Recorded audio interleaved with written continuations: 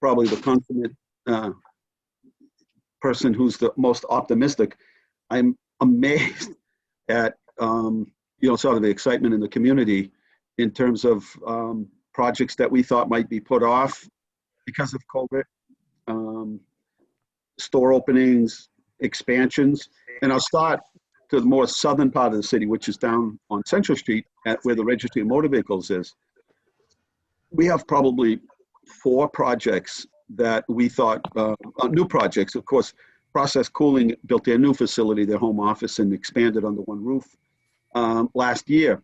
And they put up a huge building and near the registry. And then near the registry is also a athletic club and an insurance company, all near the Registry of Motor Vehicles. So when COVID hit, we thought we weren't sure what was going to happen because manufacturing, some of it is still active and busy, and some of it had a little slowdown.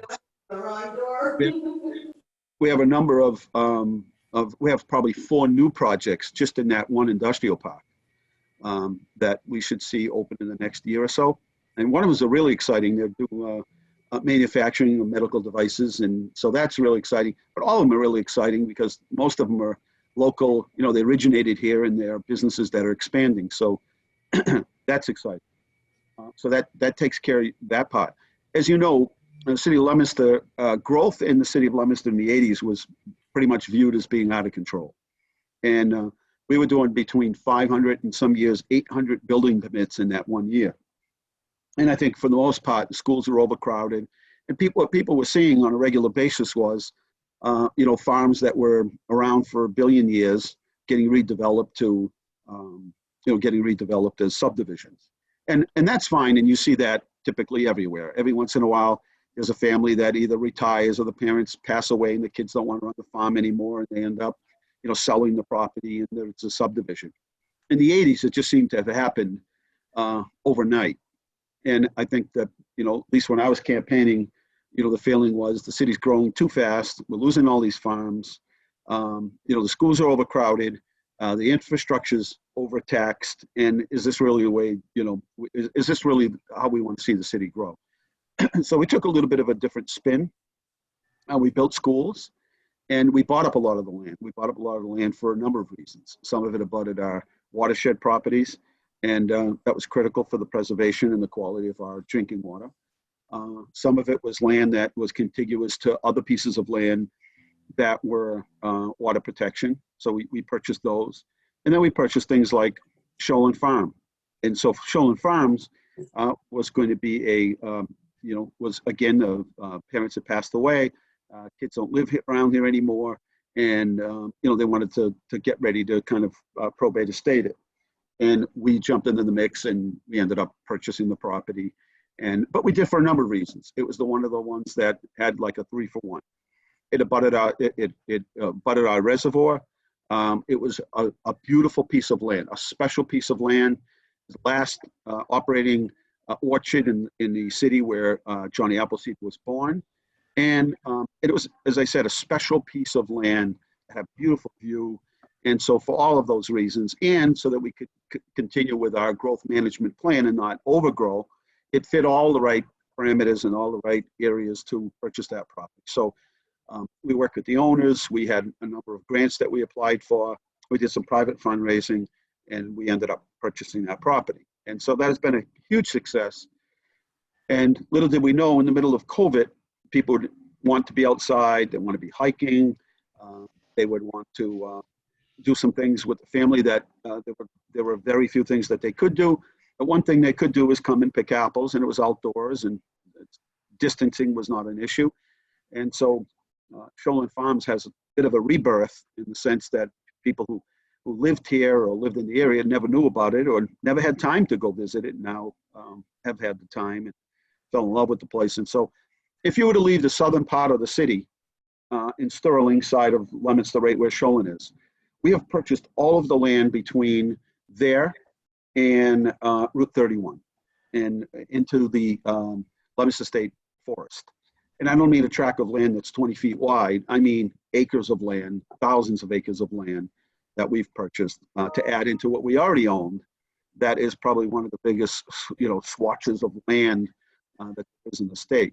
And then you kick in the Leominster State Forest and Westminster and the North County Trail projects, and you've really provided access, and you never left city land. And I think the trail, if you leave, is about 9 miles.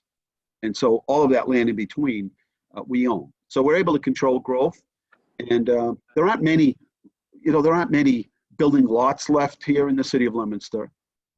We've seen some ripped down, but there are still some areas in town for redevelopment. We set a goal of about 4 or 5 years ago. We set a 3-year goal that every old mill building in this town would be rehabbed. And we were probably a year off, but we can happily report today that I think all of them but one is under development now, but the rest of them are all been converted into housing. And that's understanding that in terms of growth management doesn't mean we don't want to grow at all. It means in areas that need redevelopment, we want to sort of push people in those areas for investment purposes and to redevelop the cities. But just handle that large scale development that is uncontrolled. And I see it in towns lately. I see towns that don't have a master plan or growth management plan, where they have a lot of A&R lots that are frontage lots. And there's no plan to deal with infrastructure or for schools or for any other city services. And it's pretty much uncontrolled. I fear for them. That's kind of what we went through. So our infrastructure is good. In the days of manufacturing, we probably use 12, 14 million gallons of water per day. Right now, we exceed the national standards, which is 60 gallons of water per day per person. So we probably use maybe 4 million gallons of water right now per day in the city, and that includes the manufacturing. And so we really did a big push for homes to conserve on water, to recycle water, to use water barrels, and manufacturing was the biggest thing because most of them just recycle their water now. And one of the things you have to understand is when water is cheap, we have the lowest water rates around, people saw no need to conserve other than the environmental part of it all, which wasn't that big of a deal back 30 years ago. So people figured, so I get a bill for $100 for my water, no big deal. I had the pool, I had an outdoor system. As the rates started to go up, people started to take it more serious, especially the manufacturers. So now we have an excess capacity. So right now we're working with the developer from Lancaster on that land in Lancaster. And what we're doing is we're going to supply them with water. And the interesting part of this agreement with them is that we always wanted to help Lancaster with water and sewer, but we didn't want to do it in spite of, we want to create our own competition. So for instance, if, and we wouldn't be generating a lot of revenue from water or sewer just because people don't use it anymore the way they did, and they conserve. So why would we, for a few $100,000, want to provide somebody with water and sewer and then build an outdoor lifestyle center similar to like in Linfield or some of these outdoor malls that you've seen, and then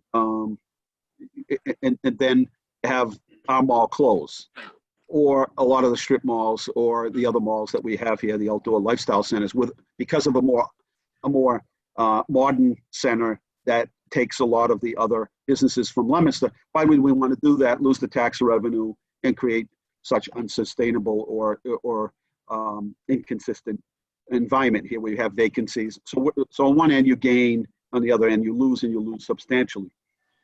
So the interesting part about this agreement is we actually have a say in what goes there. So we can approve what goes there. And so let's just say there's an Amazon warehouse. Well, we have no need, and there's no real big desire or room to build a Amazon warehouse for 3, 4, 5, 600,000 square feet or 1 million square feet. But in an industrial park down there on Route 70 in Lancaster, there's room for those sorts of things, car auction.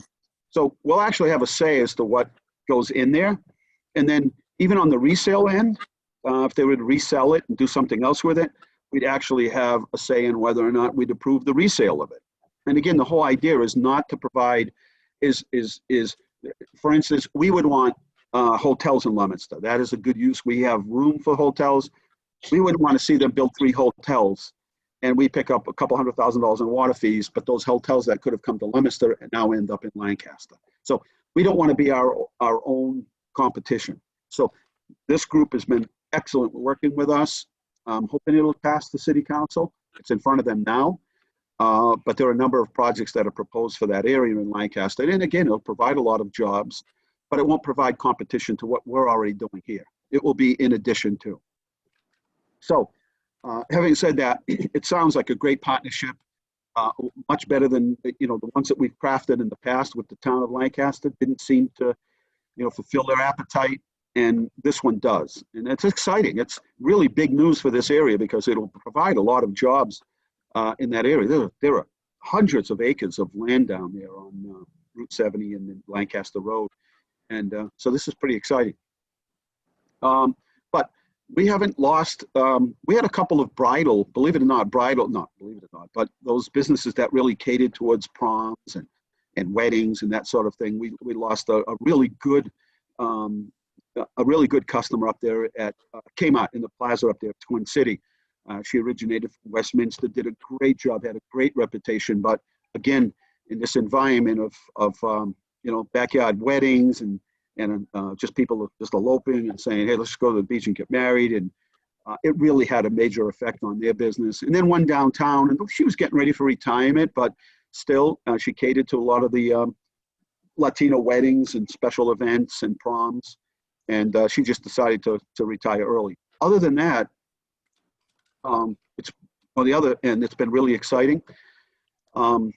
Brady's has opened here, and they opened just at the beginning of the pandemic, but they've reopened. And just last week, the Fix opened. They were Monument Grill before, same owners, but they've rebooted themselves and came back and reinvented themselves as the Fix. It's doing very well.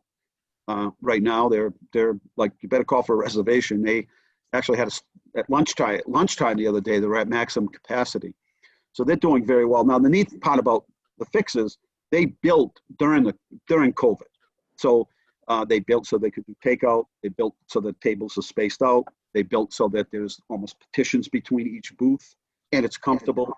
It doesn't feel like you're sort of like in a phone booth eating or anything. So they've done an outstanding job, and they spent a lot more money than I thought they would, you know, retooling it. So they're still contractors over there as I went by this morning. And then over where Auntie Ellen's went, Auntie Ellen decided to retire. And in that business, this morning, we were there this morning while we were delivering a copper-topped oven.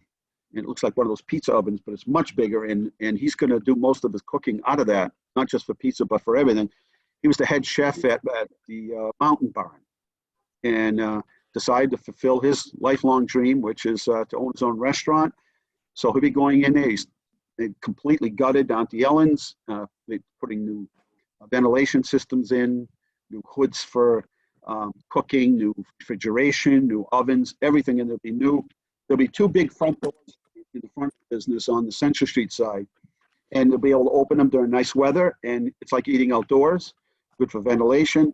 So he'll have about 50 seats inside and maybe 45 or 50 on the outside. So they'll have outdoor dining, some in the front, some on the side.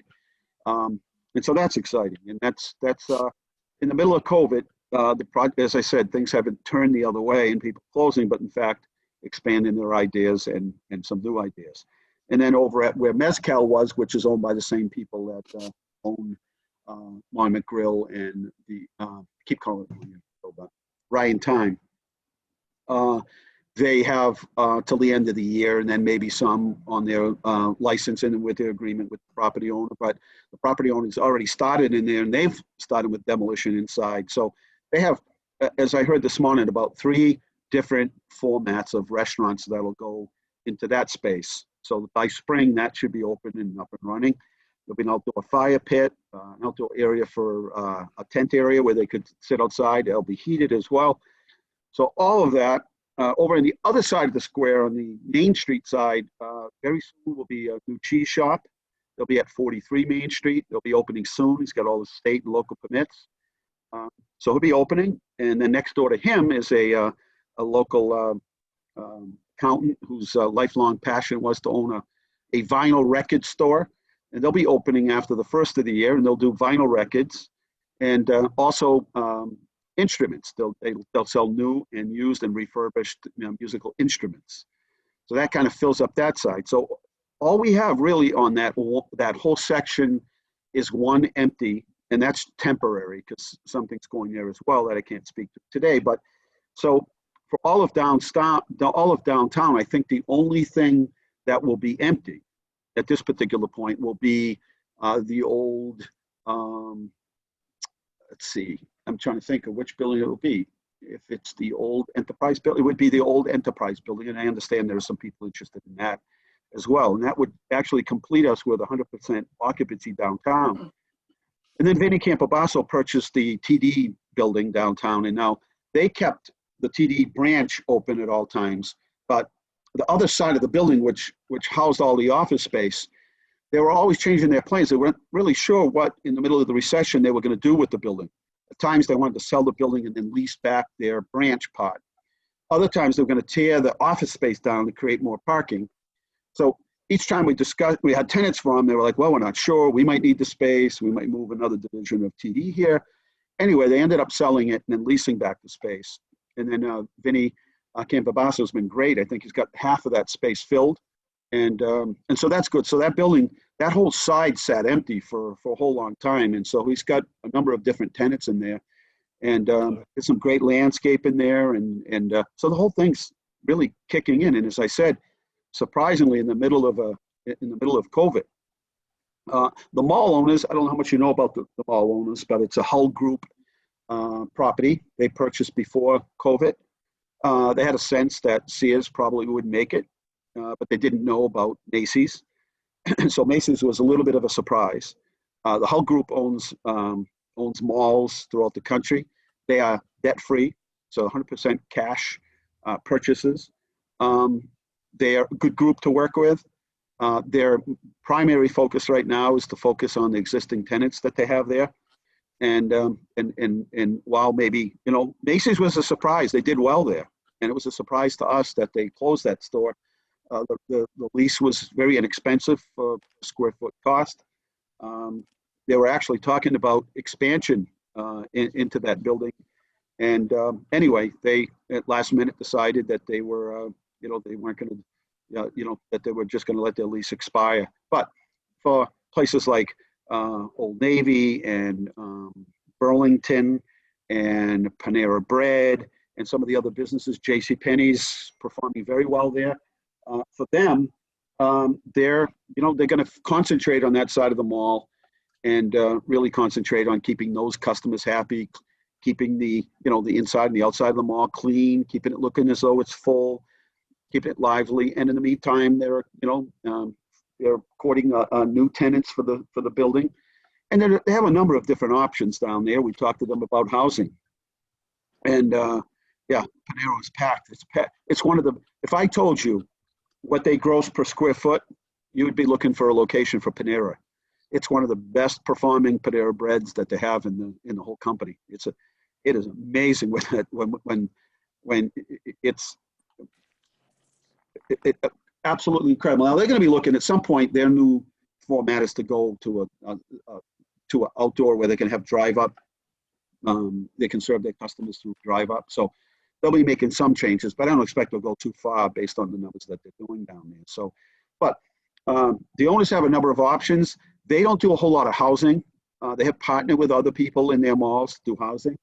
We're really trying to get them to do housing there. We did a short study based on the last, since the beginning of the recession.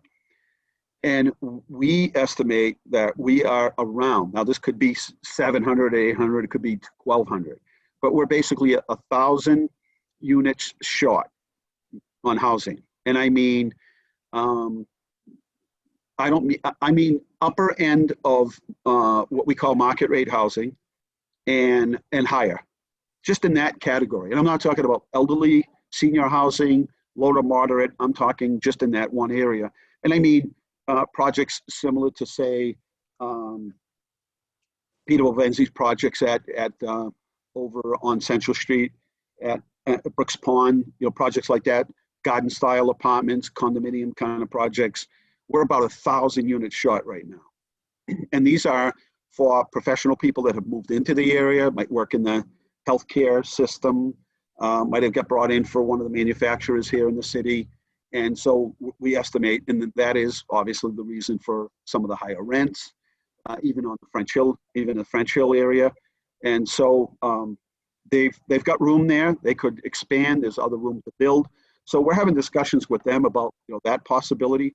But they're very keenly aware of the changing world that we live in, more of the omni kind of shopping. If I don't have time and I want to purchase something, I want to get online and click, and things sitting at my doorstep in 2 hours. But yet I want to go out and I want to shop with a family member or somebody, and we want to go shopping. We want to feel in touch in that experience of shopping. At the same time, I get to the store and I thought they had something in stock, or I found something, they only had one. So they ship it to my house, or they'll ship it back to the store. So offering more options. So a whole lot of that going on. They're on cutting edge of that, talking to a number of different tenants. So I'm not worried about that. I mean, everything around them, if you look on Sac Boulevard where Comachico is and those businesses, I think they're full. We had somebody buy the old Reliant building down there on excuse me, on Mill Street, and he has invested heavily into that building. It's landscaped, it's fenced up. And then over where the Registry of Motor Vehicle building was, over there, they have put a dialysis center in there. And again, they've talked to a number of tenants about taking the rest of the space there. So all in all, we're in good shape. And I mean that by infrastructure, I mean by growth. We have steady, good growth, not growth that's you don't want to be a community that's not growing at all. That's a bad image. That's looking at as a dying community. But we're growing at a good rate. And there are still parcels in the city where people still own the property and decided not to do anything with them just yet. So and one of the things to understand is that today, the way the Department of Environmental Protection does it is, it's like a checkbook. If you come in with a project and you say, I'm going to put 100 units here, and let's just say the project just sits there for 10 years and you don't build those 100 units, they make you deduct from your water and sewer capacity as if you were going to build those. So if you had 10 projects and they all came in similar to the recession and people said, hey, let's hold off, and you have 4 million gallons of excess capacity, you don't really have 4 million gallons in excess capacity. You might only have 3, because they require, what they don't want to have happen is what's happened in Florida, California, where they have overcommitted, where they've actually overcommitted in terms of their how much they could actually give in infrastructure, water and sewer. So it's actually a good thing. So there are some projects that have been approved that haven't been built yet. There are some projects that just, people have just decided to sit and hold. Probably a good thing, but at the same time, regulation has forced the new road to be close to $400 to $600 a linear foot to put in. So the days of a $50,000 lot to build a new house on, or even a $100,000 lot to build a new house on, in this area at least, it's certainly gone by the wayside. Sidewalks, we do about $500,000 to $750,000 a year. Now, what you notice about our sidewalks is that we don't use blacktop for our sidewalks. We use granite curbing and we use concrete sidewalks. And it's a little more expensive and we can't get as many done.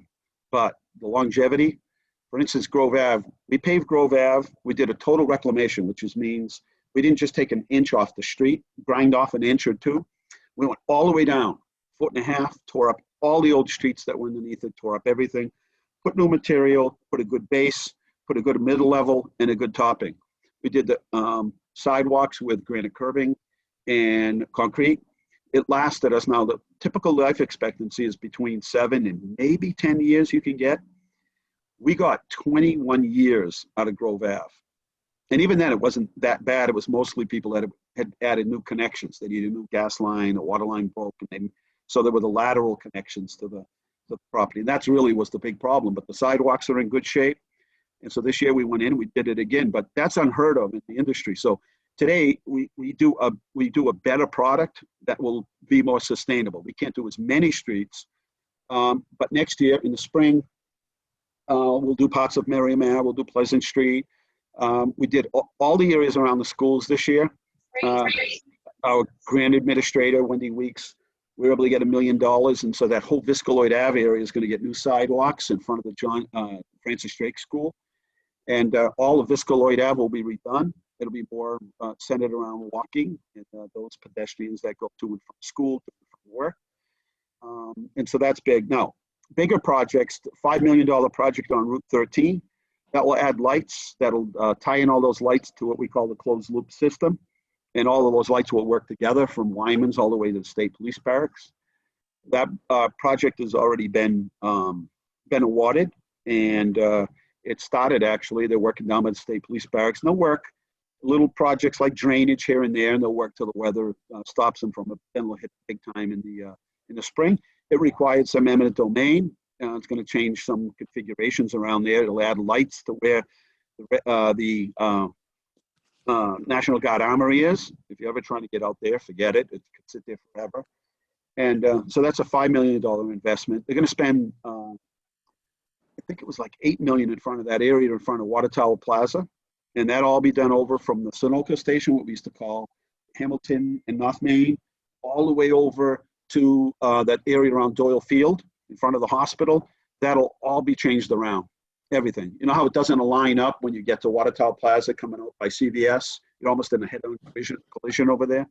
That'll all be corrected. And so that will start, that'll go out to bid next year. And what we're trying to do is not have all these projects going on at the same time, so we're detouring people into the other detour. We're working on Hamilton Street right now, doing a sewer line, so we've had to close down Airport Road every day from 6 in the morning until 2. And so what we don't want to do is just start all these projects. We've got the bike trail. Lynch Construction is just flying out there, and that's really moved. They'll probably put the new bridges in before winter. And that's really exciting. They're ready to pave over there at this particular point. So that's exciting. You know, that's a 6-mile, project and path that'll go from Leominster Center to Fitchburg. And people are pretty excited about that. And that was a total, at the end of the day, that's like a $20 million project by the time we're through. So we're trying to coordinate them all so we don't have all of these projects going on at once. But Route 12 over by Water Tower will see a significant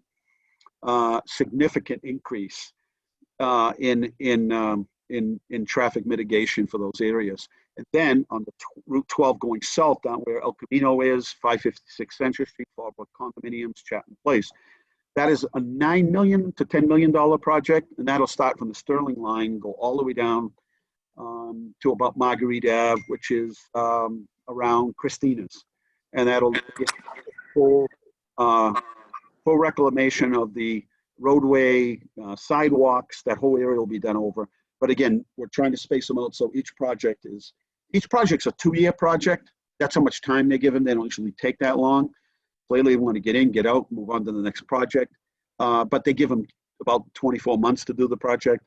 And so we're trying to space them out 24 months in between. So yes, there'll be lights down where it's called Chapter Lane now, but it's a Baker Oldsmobile, Baker Cadillac. There'll be a set of signals there. And what they'll do is they'll tie in all of the lights so that they're all controlled, what we call a closed loop system. So generally, if you hit a green light, you're going to get the green light all the way through. If you hit a red light and you finally get a green light, you should get the green light all the way through. And they will operate by motion, by cameras that will watch traffic. And if there's nobody coming out at the other intersections, it'll stay green going north and south. It'll move a lot more cars more effectively, more efficiently, and more safely. And that was listed as one of the worst intersections in the state. So I can go on, but if there are any questions, by all means, jump in and I'll be glad to answer them for you. But overall, even if you go to Twin City Plaza, talking to Paul DiGeronimo, those businesses have sustained, COVID. And he doesn't have many vacancies at all. Same thing over at North Main Street where TJ Maxx is and Home Goods, I guess, Marshalls, and Water Tower Plaza. They have some vacancies, but the good news is they still have one of the few places that still has a bookstore with Barnes and Noble and it's a local company with Paper Store, and Paper Store's pulled a permit to shift to another storefront. I think they'll be a little smaller than what they were before. I think that was more space than they needed. Yeah, at Shaw's, they always have people looking at that space at Shaw's, and it's just a matter of time. Um, one of the things that we can't control, and we work with everyone, is some of these companies are big companies, and they have strategies. And so, for instance, people that own, the over at Water Tower Plaza, it's a big company, and they have their own strategies in terms of how they operate and what they see on the horizon. And so temporarily they have a furniture store in there. I don't know that that'll be a long-term lease, but again, they have a national strategy in terms of what they do.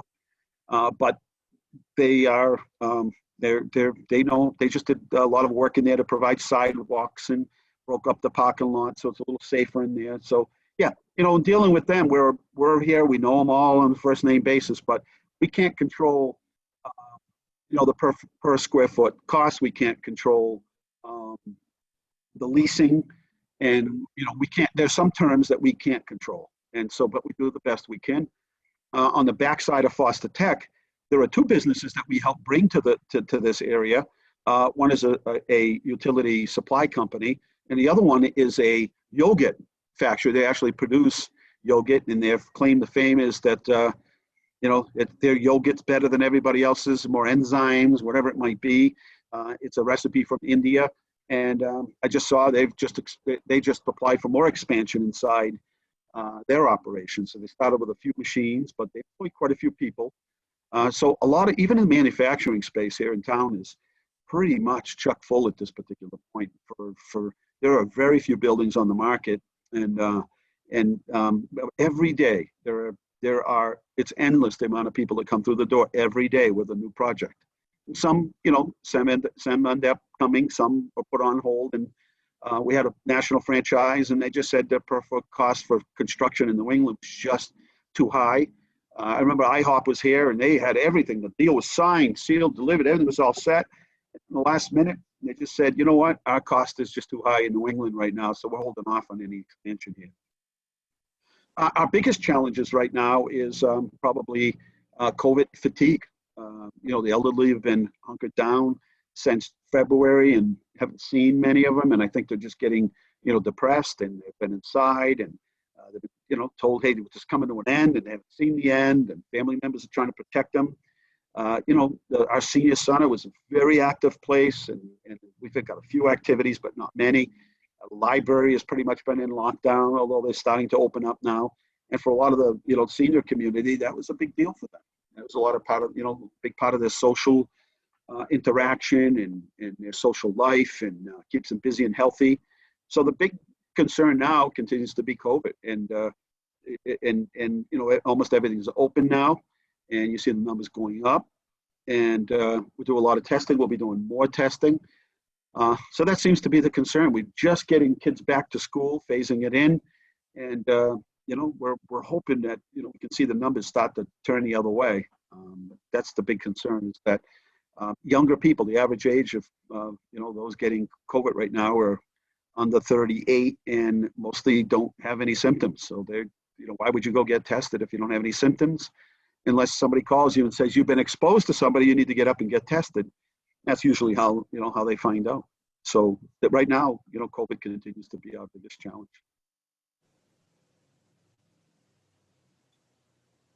Any other questions that you might have? There are things going on. I can simply say there are things going on all over the place. I mean, there's not a, we're building a new police station. That's a $30 million project down on Central Street. We probably spend it a little more than we wanted to, but we wanted to really make an effort, as we did with the library, to keep our police station downtown. We thought that was important, not only for economic development, but for the convenience of everyone in the city to have a location that's on the bus route. It's walkable, easy to get to from every section of the city. So that project's going along well. We'll be building new fields behind the high school. It's about a $5 million project. Doyle Field, there's always improvements going on there. Our biggest savior really came through our parks and our open space during COVID. It really provided people and families with a place to go, and you get out on the trails, and it's all in your backyard. You go to most states or other parts of the state or this country, and you'll see that things are just spread out. It takes forever to get to a Home Depot or anything, or a restaurant or anything. You get on the highway to get to them, and it's not the way. It's not that way anymore.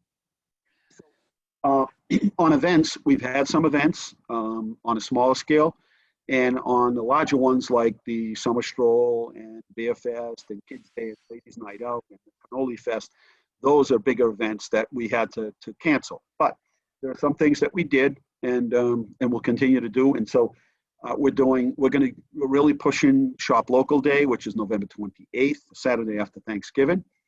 Instead of doing a big stroll, we've asked each individual business to do something on their own. And then we're also going to do the tree lighting at night, where we'll ask people to kind of hover around and park like a drive-in around the common, and we'll do the tree lighting. So there are some things that we had to cancel, but there's some things that we didn't. And so we're going to continue to do, let's see, are you seeing positive from urban mitigation? Sure. I'll talk about that in a second, because that's really where our strategy centered from years ago, but I'll talk about that in a minute. But so we're going to have the 15th annual Festival of Trees. There'll be a one-way in. We'll limit the people that can come in, so we'll control that. Then we'll be able to walk around, view the trees. But a couple of artists in town have started the process of restoring Louis Champentier's collection. So you'll see more of Louis' items. He did one new winter scene a year made out of styrofoam. And some of the stuff's 50, 60 years old. It needed a little bit of a refreshing. So we've had some artists that have been working on that. But we have a couple of extra surprises as part of the Festival of Trees. And I won't tell you what they are. I'll just kind of leave that out there as a teaser. But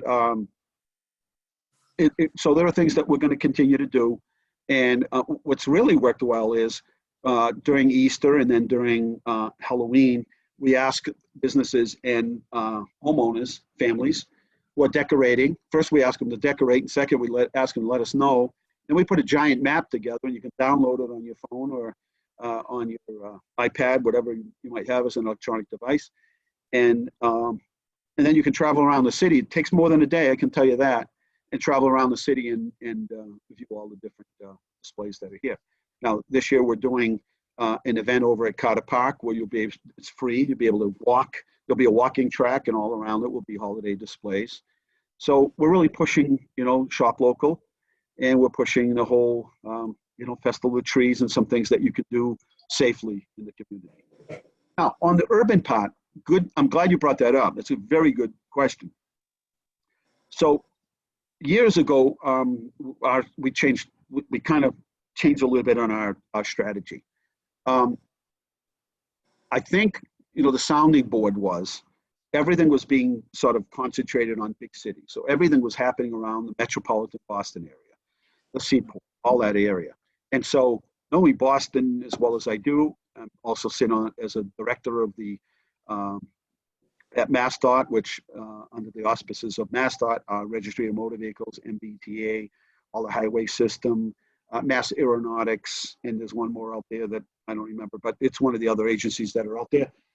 Anyway, it was clear by all of the polls and surveys that have been done that people were getting tired. The productivity in the inner city is getting expensive to live there.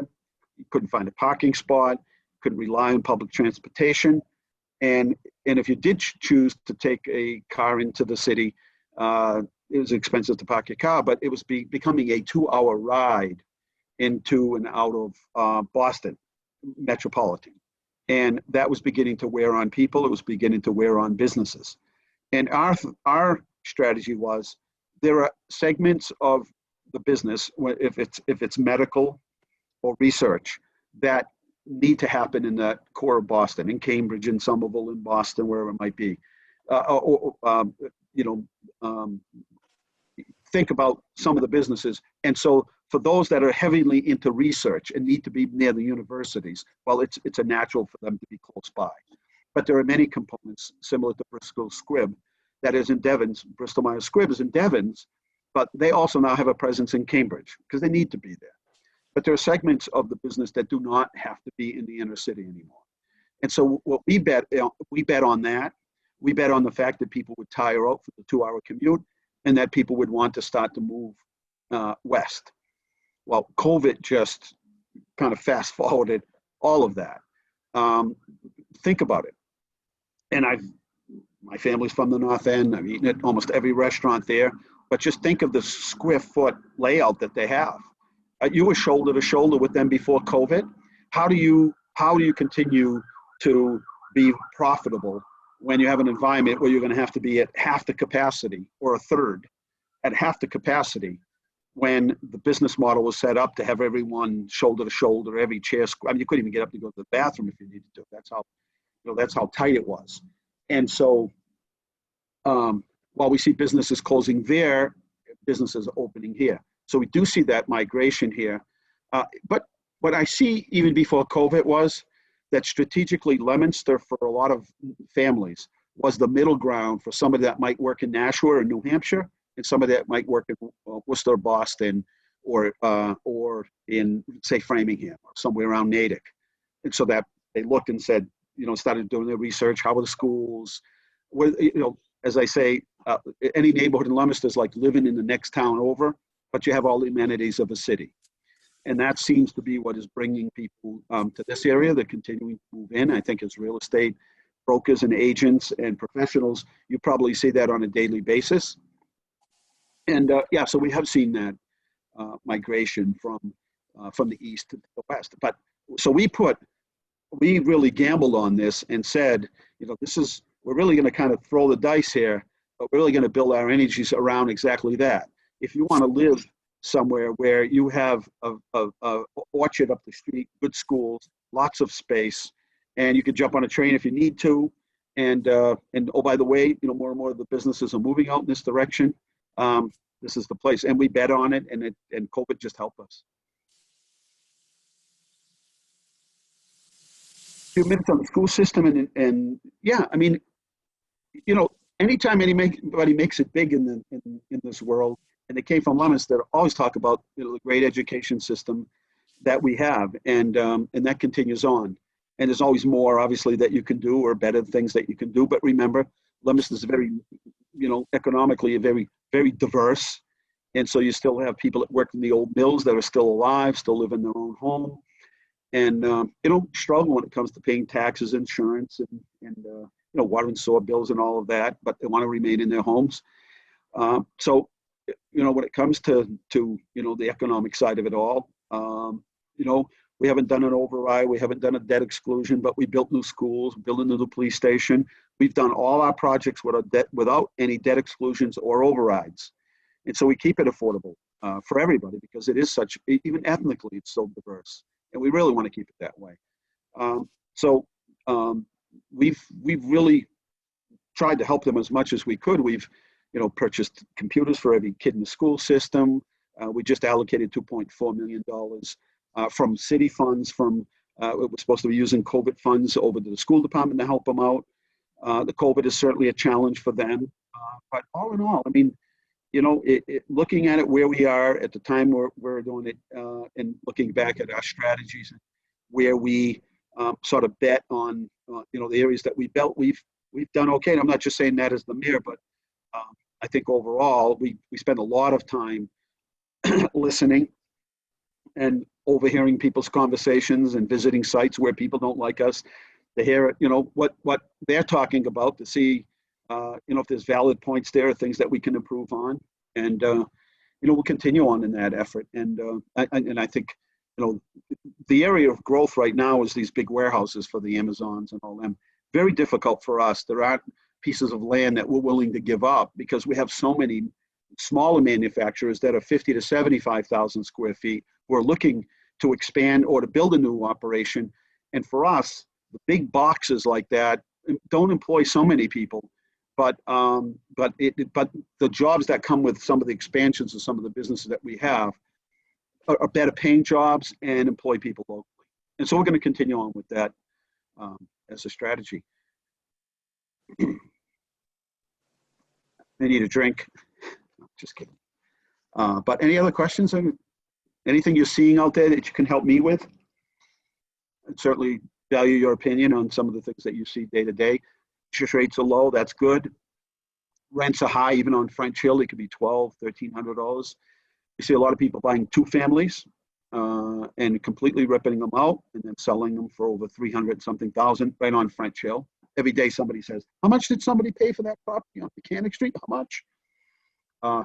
And then the trend, obviously, for investment right now around the country is a lot of these big investment companies are purchasing. I don't know if you've run into this, but we have on a smaller scale, these big investment companies are now investing in single family homes, which they rent out. And I'm not sure if you've run into any of that. We've seen it on a small scale. So they've looked at areas of growth and said, you know, there aren't a whole lot of places where you can make money today. There are more people that are either working temporarily in a certain area, or they know they might be transferred in 3 or 4 years, so they don't want to buy a house, but they want to live in a house for family, have kids or whatever, or maybe an extended family member.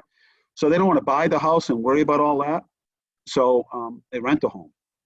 And there are a lot of investment companies across the country that are just saying, I can't make money short or long term right now anywhere, certainly not at the bank or in a CD. So I'm going to invest in a single family house. How can you help? One of the things that we really could use help with from the real estate world is when we have things like the Festival of Trees.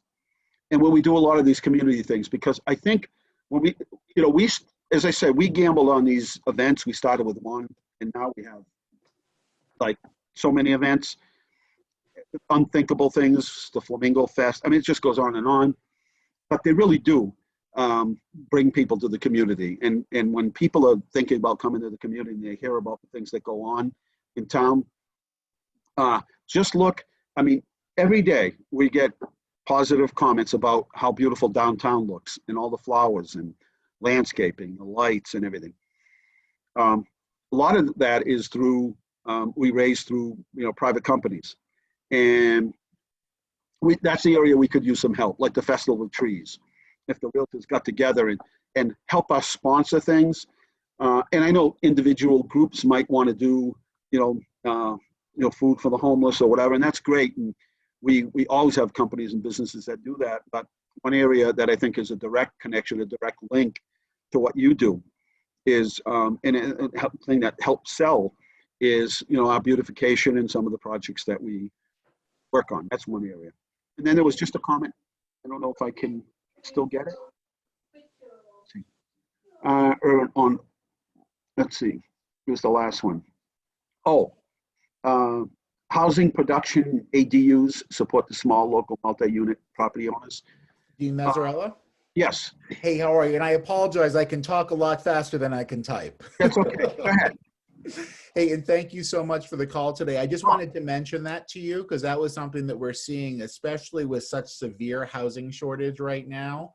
We have so many people that want to live here in Massachusetts, and specifically in the Leominster area. We're seeing them flow out in droves from the cities right now in terms of production. So I think you'll see a lot more information from us in the coming years as well, or coming months as well, talking about accessory dwelling units, zoning, the ability for people to potentially have a grandpa pod or something else on their existing properties. Right. Also, what is going to be a critical conversation in the coming months as well is support to local multi-family property owners that are shouldering the burden right now of sustaining housing for tenancies and are really feeling some pain right now. So I just wanted to put that on your radar screen as well and see what your thoughts were. Yeah, and one of the fears is, and I've seen this happen, is for investment purposes, people buy a 3-family or a 4 or a 6. And right now, you don't have to do anything to them. They, just some of them barely meet code, and you just collect the rent and do some minor things to them. And then competition comes. And when you build new housing, sometimes people call and say, you're creating competition for us. I'm like, well, you need to invest in your properties, baths, kitchens, modernize, because at some point, so it goes both ways. You want to build new units, but you want to encourage people who have existing units to stay up. And we haven't had like a, who would be a big, Marlboro, geez, they're a customer of mine. Why am I forgetting their name? But, big housing developers. When they come in, they build 400, 500, 600 units. And they take up a lot of the higher end, right? I mean, some of those places could, you could end up paying a couple $1,000s a month in rent. And so yeah, we need new units, but we really need to encourage people to invest in the units that they already have, so that as we get new units and we take the pressure off of the market, they're still competitive. And there's always, as long as I've been hearing, we build all these new units and nobody's going to want to live on French Hill. Well, let me tell you, there's always somebody that wants to live on French Hill. Always. I've been hearing it for the last 40 years. I bought my first house at 19. I'm 63 now. I've been hearing this since then. Oh, yeah, nobody want to live in French Hill. Let me tell you, they want to live on French Hill more now than ever. Young families living there. It's walkable. It's safe. There are parks all over the place for them. They can walk to school. You can walk to the store. They have a supermarket in the middle of the French Hill area. Churches. And they're just going to become more popular. But yeah, we got to start thinking about the big push when I got here was there weren't enough, 3-bedroom apartments. So at Waterway Apartments and a lot of the apartments that were built went to 3-bedroom apartments. Well, guess what? They're back. They're doing single units or doubles. But yeah, we got to look and be creative about, creating. Peter Bovenzi was in the other day down at Brooks Pond, and he's creating a new building, and it's going to be modeled off of, say, assisted living. And how I see that as a benefit is people that are still in their homes and really should give it up, but there aren't many options. So you go to Chapman Place, and some people are like, that's too big. And they go to Brooks Pond, seems to be perfect. But as you get older and you need a little more assistance, then Peter's building a building where you'd be able to come from Brooks Pond and just slide over to another building. And basically like a hotel, and they'll have services there, and they'll have nurses to check on you, kind of like assisted living. And that will free up somebody's house. Some elderly woman on French Hill that's sitting on a ranch house right now, all by herself. But because there aren't many options for her, she would then free up that house for another family to come in, and then she could stay in place. And when she gets, when she has more needs, she could shift to that other building. So those are the things that we have to look at. I mean, every old mill building that has been converted into housing and was still 1,000 units short. And we thought that would take up a lot of it, but it isn't. And there are more and more professional people moving here. And so we're going to have to look at in-law apartments, and can we share this, and can we share that, and can we put a smaller unit? I mean, I need a shower. I mean, I don't need much, really. I'm serious. I mean, my needs aren't a lot. But remember, regulation hurts the people, first-time home buyers. It hurts them the most. And I remember building on Walton Street in Fitchburg. I built 34 by 26 unfinished capes, unfinished upstairs. They had 2 bedrooms downstairs, kitchen, living room, $27,000. I had people calling me every day. I got a lot, $8,000, $10,000, whatever. I couldn't keep up with it. Now look where we are now. I mean, you need $120,000 to get into a lot where you'd probably have to spend another $80,000 in site work to get in. So, yeah, I mean, I think it's zoning wise, everything's got to loosen up a little bit, to make this happen. And then maybe the mall is an option. They can provide some housing. There's a subdivision on Willard Street that was on appeal. Peter Zakelli still owns a side of his Crossroads building. He still has permits to build 2 high-rises there.